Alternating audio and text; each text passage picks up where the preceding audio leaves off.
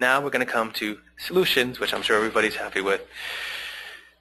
These are some healthy alternatives that you can use in your effort to curb your sugar cravings. Okay?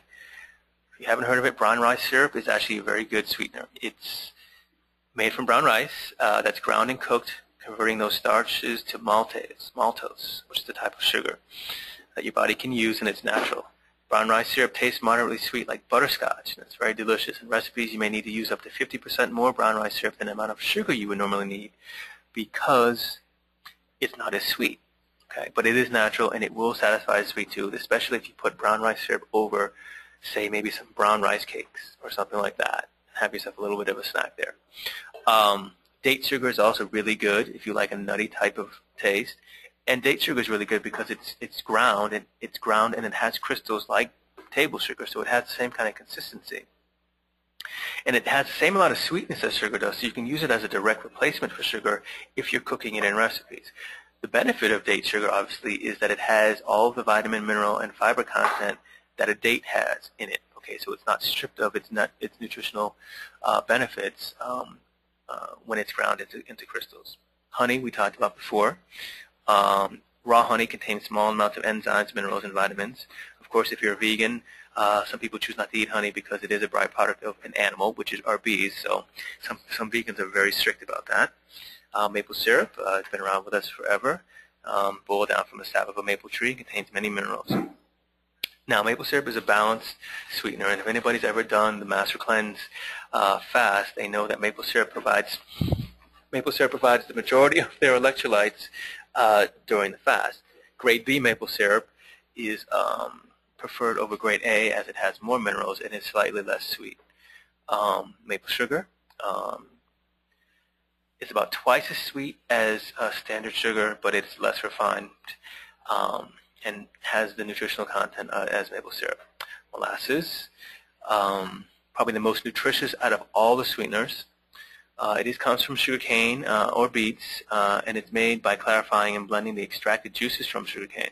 The longer that those juices are boiled, the less sweet it becomes, the more nutritious it becomes, and the darker it becomes. So molasses has a very distinct flavor, and it has a really good source of iron, calcium, magnesium, and potassium. Okay, Rapadura, you may not have ever heard of it before, but it's basically it's a brand name product, so it's specific to what it is. And it's by extracting the juice from the sugarcane plant and evaporating the water from the juice and then grinding that evaporated water, evaporated juice, what's left, into a fine powdery texture. It's unrefined, organic, and it's rich in vitamins and minerals. Stevia is very popular now. Native South Americans have used this leafy herb for centuries. The extract is 100 to 300 times sweeter than white sugar. It can be used in cooking, baking beverages, and doesn't affect blood sugar levels and has 0 calories. Stevia is available in powder or liquid form. And for some people, it does have a funky kind of aftertaste, which is why a lot of people don't use it so much. But if you can tolerate the funky aftertaste, then, more power to you. It's a really good alternative, especially to agave nectar. Now be sure to get the green or brown liquids or powders because the white and clear versions of stevia are highly refined and will have less nutrition in it. Sucanat, which is short for sugarcane natural, is a brand name. It's also a brand name product, and it consists of evaporated cane juice made through a mechanical rather than a chemical process. So it's less refined. It retains many of the sugarcane's original vitamins and minerals and has a grainy texture that some people like, some people don't like. It can be used in place of white sugar. Vegetable glycerin is also something that you can use. It's odorless, colorless, and has a very sweet taste and has the consistency of thick syrup. It's derived from coconut and palm oils. And as a sweetener, it's ideal for candida patients because it doesn't contain sucrose, which is what the yeast feeds on in your small intestine. Okay, so here are some alternatives that you can think about, as you start to move away from refined and processed sugar. And if you want me to email you a list of the definitions or something afterward, just hit me up. But I'm going to provide my email address at the end. Okay, so kicking the sugar habit. Let's go. The goal of your body at all times is to achieve what is called homeostasis, or perfect balance. Okay? So the first thing to identify is what's going on underneath your cravings, that your body is out of balance. So uncontrollable cravings are one way that your body tells you it's out of balance and in need of some specific nutrition, some food or drink or activity to correct that imbalance. There are many ways to look at this. One way is through the energetic quality of the food that you eat. There's an Eastern concept of yin and yang, which we get from the macrobiotic diet. Yin and yang are opposites, yet complementary principles in the universe. Yang embodies masculine qualities of hard, strong, tight, and constrictive. The corresponding foods for yang foods are salty, red meat, poultry, eggs, grains, and fish. Yin foods embody the feminine qualities of soft, passive, receptive, loose, and expansive. Foods that include more yin would be sugar, coffee, alcohol, dairy, oils, fruits, veggies, and beans.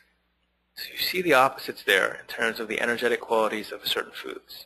Now, because the standard American diet is very heavy on the salty and the red meat, it's pretty natural side effect to be craving something like sugar, dairy, or alcohol to balance this out.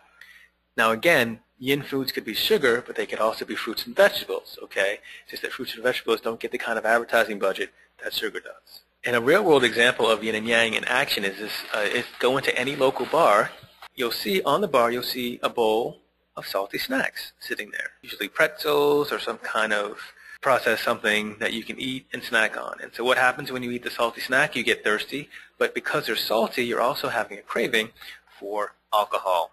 And that's why the bartender knows to put out the salty snacks, because the sugar, salty yang food, in order to get the sugar, the yin thing going on in your body. And so what's the easiest thing to do is to reach to have a beer, have a cocktail, have something to quench your thirst. However, it's also to balance out that yin and yang thing going on in your body. So that's just one way to approach it in terms of what's going on underneath your cravings. So if you're eating a lot of yang foods, that may be why that sugar thing is coming up for you. Now, just to tag on to that bar scenario, you're also getting thirsty at the bar, okay? And again, since your body's goal is homeostasis, dehydration can often mask itself as a sugar craving. So if your body's dehydrated, sometimes it can be asking for sweets as a way to quench that thirst. Okay, so lack of water and fluid balance in your body can manifest in a craving for something sweet. So what I suggest is that when a craving comes up, you know, and you've maybe looked at the yin and yang situation and you don't think you've been eating too many yang foods, so that might not be it, take a deep breath, drink a glass of water if it's available, drink it slowly, wait 30 seconds and see if that craving is still as strong, or if it's subsided, maybe drink another glass of water and it might be gone altogether. Okay? If you find yourself having a craving and you see that, you know, maybe I'm thirsty, take a sip of water, have a glass, see what happens. The next thing I want to cover is the non-food aspect of what happens with cravings. So often we turn to food when we're not being nourished in some part of our lives. Primary foods is a concept that might be new to you, but what it really means is that what are anything that feeds your soul that's a non-food source. So we're talking relationships, and that could be romantic relationships, parent-child relationships, people that you work with, people in your family, extended family, or what have you, you know. Are you happy with the quality of most of those relationships? Are you getting what you need from them? Are you finding balance in those places? Physical activity, you know, do you have a regular routine? Do you go walking? Do you do yoga? Do you work out at the gym? Do you go running? You know, is there a physical activity that you take part in that honors this living art that is this body of yours? Spirituality, you know, do you have a spiritual practice? Are you connected to the whole sum of things? And we're not talking about religion or whether you believe in God or not. We're just talking about, do you believe that there's a reason why you've been put on this earth? You know, are you just waking up, going through your day, coming back and going to sleep just for the heck of it? Or do you feel like you have a purpose? Or have you found that purpose yet? Or are you actually on the path of seeking it and, you know, exploring that side of life? Career, you know, do you do work that fulfills you? Does your work feel like work, or does it feel like play? Are you getting paid what you're worth? All these things, you know, stress on the job. All these things play a huge part in your mood, which then affects the food that you're eating. And like we talked about at the beginning, if you if your body knows that sugar is what it is, the solution in the moment, and we're already pre-programmed to regard sweet foods as associated with happy times, even when we're not feeling good, it's very easy to see how turning to sweets would be the most likely, the easiest thing to reach for, since it's everywhere in our society. And it gives you that boost that you're looking for in the moment. But it's only in the moment, and oftentimes we end up feeling worse afterward, whether it be guilt or just your physical reaction, the lethargy, the jitters, the crash from eating it. So I just want you to start thinking about what kind of non-food activities that light you up and give you a satisfaction that you normally get from sweets. For me, it's watching the sunset, going for a run or a walk, or actually just taking a nap. Maybe playing with my cat Carlos, because he is crazy, and I do love playing with him. I have a client who has an uncontrollable craving for Starbucks cupcakes, the kind that they just rolled out this year, that are chocolate with a little square of peanut butter on the top. Maybe you've seen them if you frequent Starbucks. But she can't think of anything else but these little cupcakes. What I've been finding with her and talking to her about what causes this, irrational drive to have these cupcakes is it's connected to a long-standing habit of guilt-inducing behavior, which allows her to continually punish herself for things that may have gone on in the past after she eats the cupcakes, and then feels terrible for actually giving in to her craving that she couldn't control in the first place. It's pretty deep stuff, but once that connection is made and understood between what's going on in your head and your heart and what's in your behavior, once you make that connection, you see it for what it is and get some objectivity, you can start to really make real and lasting changes. And that's what we're working on together. And she's starting to have some success with that as a result of just becoming aware of what was going on before the craving kicked in, what happens when she's in the craving, when she actually gets the food and eats it, and then what happens afterward. So I just want you to start thinking about what kinds of non-food activities that light you up and give you the satisfaction that you don't normally get from sweets. It may not come to you right away, but it's something to keep in mind as you begin to prepare to change your current relationship to sugar.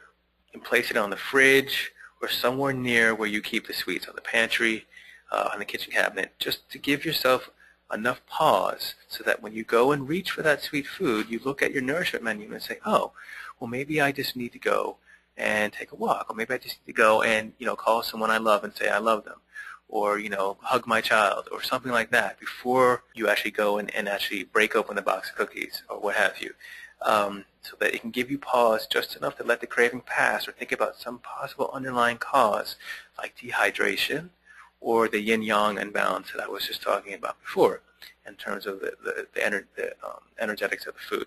Now, here are some things that you can do to start reducing and eliminating your dependency on processed sugar. Caffeine, I know it's a big one for a lot of people. Some people swear by coffee. But I just want you to understand that when you drink coffee first thing in the morning on an empty stomach in particular, you're asking your body for energy that it doesn't have.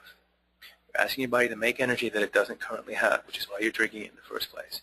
And when you do that, your body has to borrow that energy from other parts of the body that can spare it in the moment. So it could be your hormones. It could be your adrenal glands. It could be other areas of your body where you might have some energy that is not being in use at the time. And so your body will borrow that in order to give you the energy that the coffee is asking for it, because coffee is a stimulant, so it's stimulating your body to do something.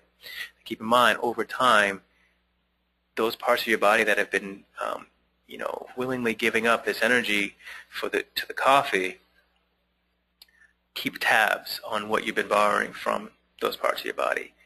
And eventually they start, calling in the loan.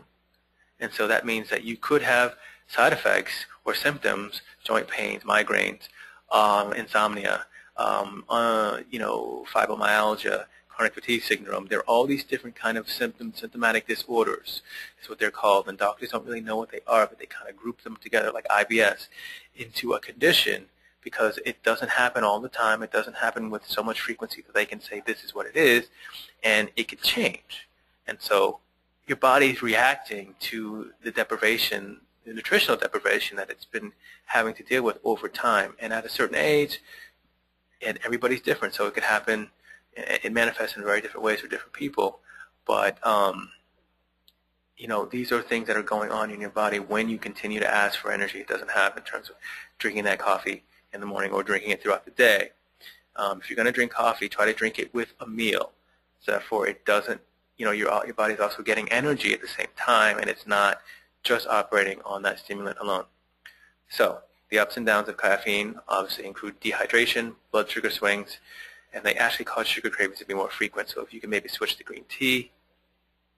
There's an Indian herb called ashwagandha that actually gives you energy in the morning and puts you to sleep at night. It's an adaptogenic herb. It's one of the oldest herbs in Ayurveda, and it works really well. That's if you're interested in alternative stuff. Now you can drink more water. That's the second thing. Eat sweet vegetables and fruit, like carrots are sweet if you cook them down. Sweet potatoes are sweet. Fruit, of course, in its natural state is naturally sweet. They're healthy and delicious. The more you eat, the less you'll crave the refined raw sugar. Get physically active. Start moving your body. Walking, yoga, 10 minutes a day, and gradually increase this will help balance your blood sugar levels with energy. It boosts your metabolism, and it reduces tension, and it will help you sleep better at night. Get more sleep, rest, and relaxation if you can. I have a 1-minute meditation exercise that I do with my clients that allows them to do in 60 seconds what people seem to have trouble doing in a half an hour of meditation. It's really quick kind of thing, and I share that with my clients. Cravings sometimes often result in being sleep deprived or going to bed late and waking up early, and then that causes you then to be behind the 8 ball or what have you, and then that's when you start grabbing stuff to eat in the moment, and then you get on that roller coaster as indicated in that chart that I was showing you earlier. Okay, eliminate the fat-free or low-fat packaged snack foods.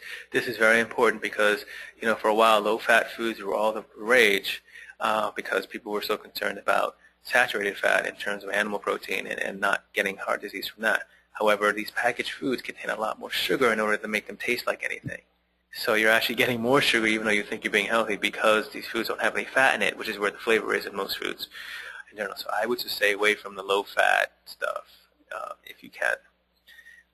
And experiment with spices. Okay, spices can add sweetness to your foods without having to necessarily add more sugar. Coriander is good. Cinnamon is great, obviously. Nutmeg, cloves, cardamom are all naturally sweet. And if you add them to some of your foods, you might not need as much sugar or honey or any of these other sweeteners.